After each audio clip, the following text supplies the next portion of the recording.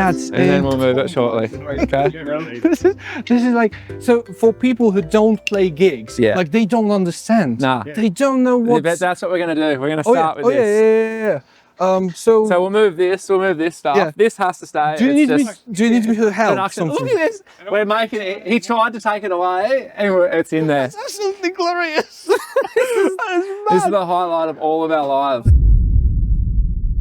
So all is rolling. That's our main cam. Okay, that's the main one. The B cam. So am I just talking to you? I'm not trying to talk to that. Yeah. I'm just talking to you. So basically, fly on the wall. Yep. the purpose of this is I would rather have conversation with you as That Jeff. sounds good. I like the Jeff conversation. Yeah, exactly. But they're because better. I've been already speaking about Parkway Drive before. Sure. So I'm more interested about you and your ways and things. You ask your questions. Okay. And so first question.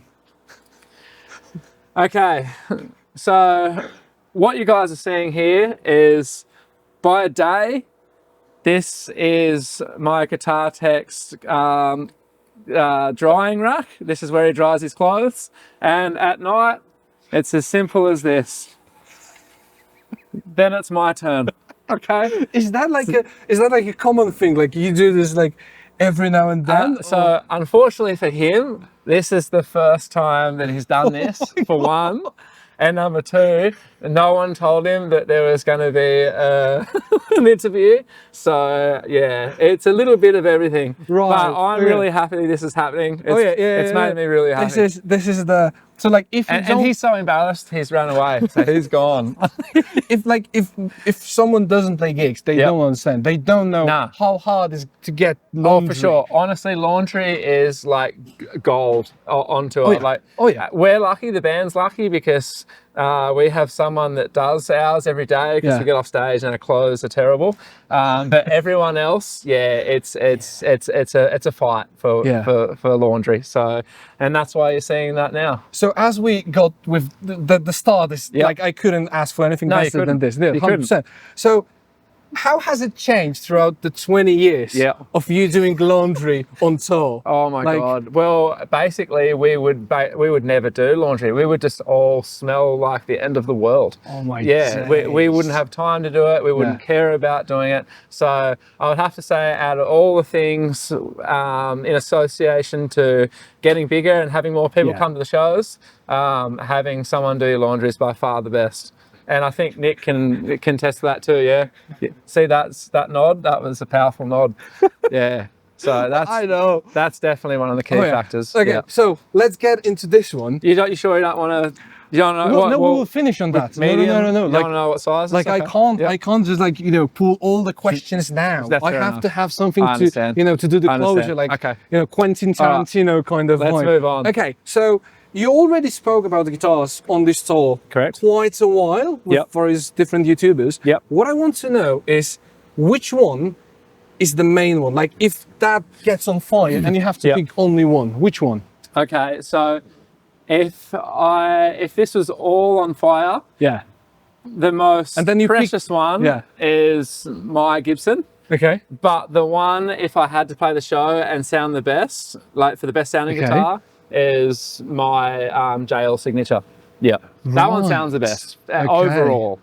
Okay, so out of these two, which one gets the riffs done? When you record, when you write the riffs, which one is the main one? So my signature, this one does like all leads, most riffs, all solos. Luke's guitar we use for like breakdowns and like things with like heavy chords and all that sometimes. Or recently we've been using my Gibson as well. Okay. So that the Gibson sounds really thick and heavy. Can we see that? Sure can. Sure can.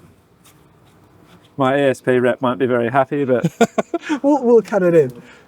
There we go. So that's her. Oh my days. And man, honestly, it didn't sound that great when it had the original humbuckers in it. Maybe because it needed a service, whatever. But when I put the modern in it, the Fishman modern, Yeah, it just made it sound really wide. I think it's like the way you sound on the guitar. Yeah. It has to be kind of hot, but not too much. Yeah. Not too much. Yeah. It has to be like dialed in. Absolutely. Yeah. Yeah, I like I'm still pretty obsessed with the whole James Hetfield right hand zhug zhug thing. So I think it might be a, you know, when you're born thing, era thing. But yeah, I'm still addicted to that whole thing.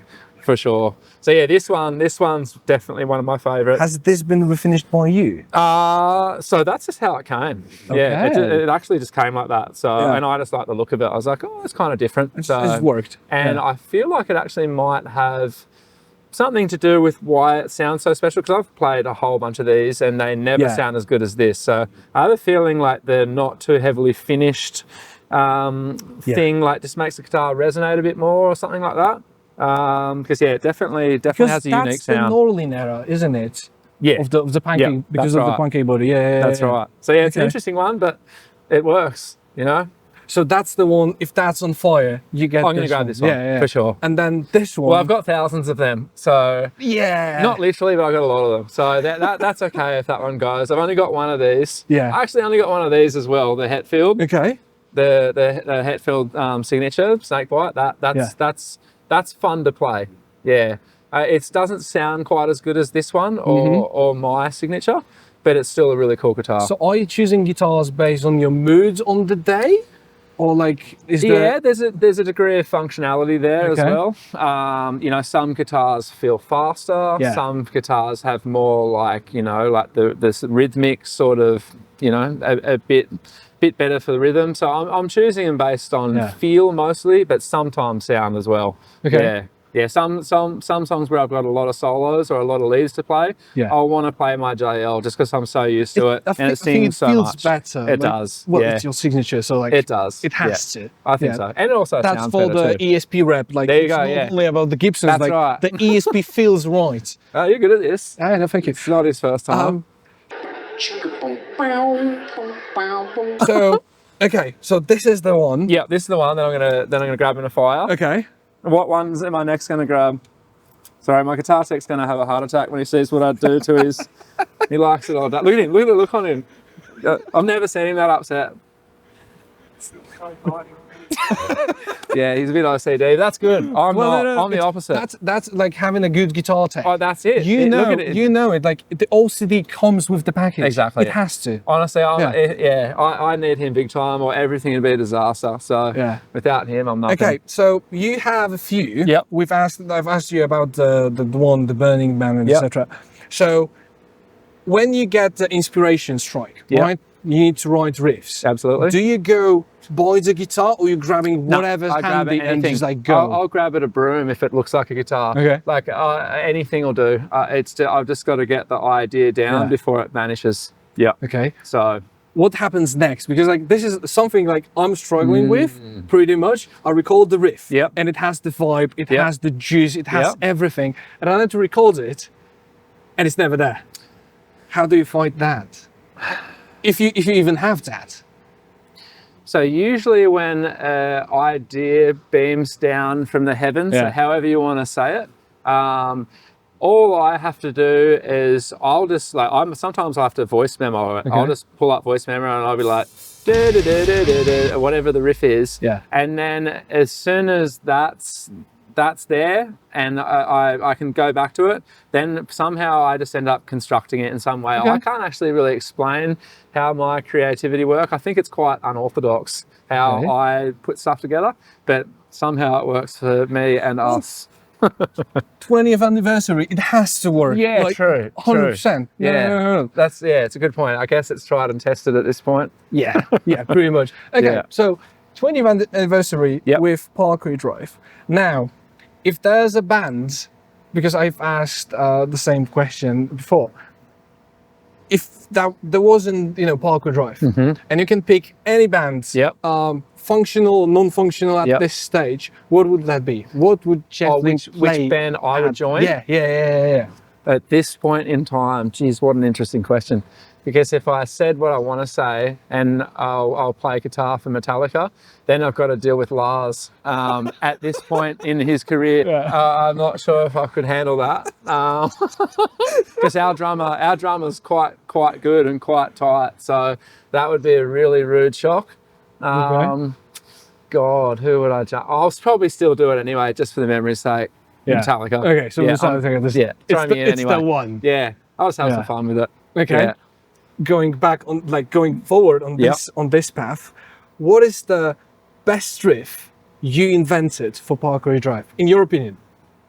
Ooh, that's a tricky one. I mean, I probably get the most enjoyment out of watching people sing along. Okay. Just in general. Yeah. So the fact that one of the melodies that I wrote, which is the opening melody to Wild Eyes, where everyone, whoa, that one's probably the most like memorable and has hit the hardest. So I guess that one. Okay. Which is, you know, simple and effective. Is it the same riff you like to play the most? Probably not. Okay. Sometimes, you know what, that changes all the time too. Like when I'm on stage, like, you know, if all the foldbacks are right and everything's driving, like, you know, sometimes I'll just like to play a, you know, like a flat, like, you know, heavy driving riff, like the riff in The Void, for example, one of our main songs as well. You know, that just drives hard and that's really fun to play. Or then there's, you know, the main melody in a song we've got called Pray, where, you know, all the kids, you know, they sing along to the riff and then they sing along to the big chorus after it. So it's all kind of fun and interactive for me. That's sort of my focus, you know, having fun with everyone. Okay. Yeah. So it all changes. Like you don't have predefined set of riffs that every time you go on stage and just clicks in. No, because every show is different. Like all the people react differently to, you know, sometimes there's crowds that want to hear more heavy songs. Sometimes there's crowds that just want to hear the sing-along songs. Like all the shows are so different, and I feel like we all adapt to whatever's happening. You know, like for example, when we played, you know, we're just in Spain and, you know, all those shows around there, because soccer's such a big deal. Oh, football over here. Sorry. I'm getting the terminology right. We call it soccer. I know it's sacrilege. But yeah, and basically they're, you know, they're big sing-along cultures, and you know, they just sing along to all the riffs, and it's just super fun, you know, because you don't get that all around the world. You know, some people just want to listen to the music and enjoy Everybody's different. Everyone's different. So that's what I'm trying to say. Like, you know, it's all subjective to, you know, whatever the crowd's giving to you, which is how you react to them. Yeah. You know, if honestly, if the crowd sucks, we're going to suck, because it's hard to perform. It's a two-way street. Yeah. We feed off each other's energy. Oh yeah, 100%. Okay. Given that I'm short on time. Yeah. So there's two more questions. Go for it. One being, again, 20th anniversary.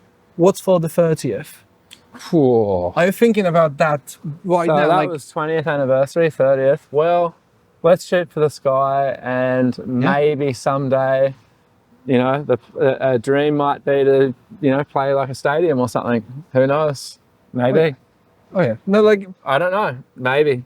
Possibility. Just putting it out there. Just putting it out there. It's like for the beam. Yeah. Yeah. We spoke about the beam. Okay. And the last question then.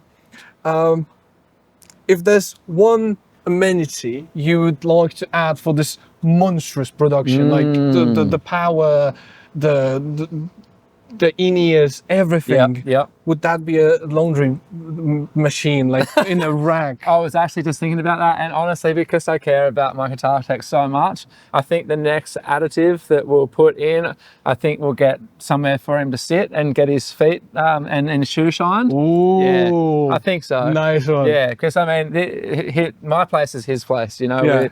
This is. Can we get you for the shot, please? I think it's coming in. I think it's a good idea. Yeah. Yeah. Coming in. No, I mean, here's the thing. I'm getting all this credit for being creative, right, from you guys. And it's the behind-the-scenes people that count.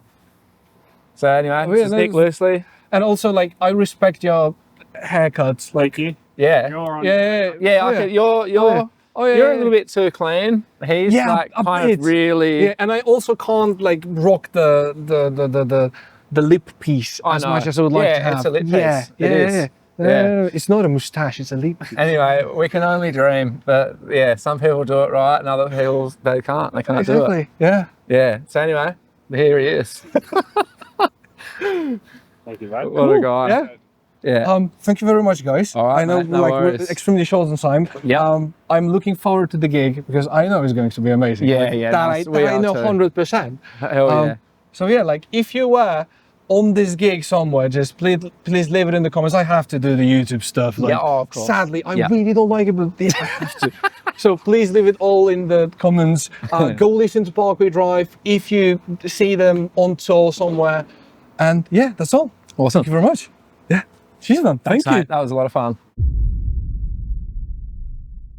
Yeah. I mean, is there any last words for you, Nick? Like, do you want to leave in any fashion at all? You've basically taken over this whole interview anyway. No, you've summed it up perfectly. Yeah. Really, the takeaway is the guitars are the smallest part of the puzzle.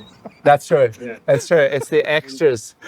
Really, the least important. Exactly. Yeah. Exactly. It's all about the human beings and the losers. Yeah, and I sound better when I play air guitar, don't I? Not easy to do. Yeah, true. True, yeah. He gets to do more washing if I play air guitar. Okay.